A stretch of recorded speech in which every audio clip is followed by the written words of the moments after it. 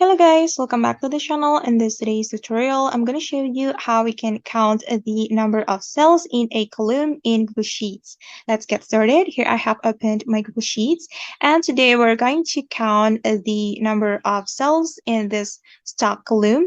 I'm going to count the number of the cells from B3 cells until B18 cells. So the first thing we're going to do is selecting the cell like this.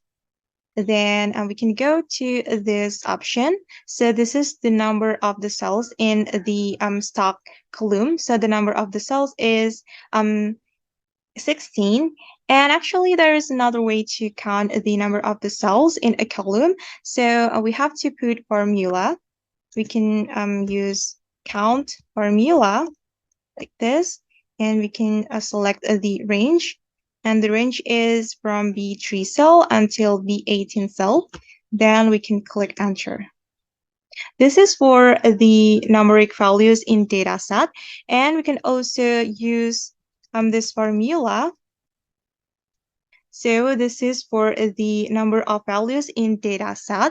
So we have to select, after we input the formula, we have to select the range. And for example, I'm going to select the A3 cell until A18 cell. Then we can click on enter.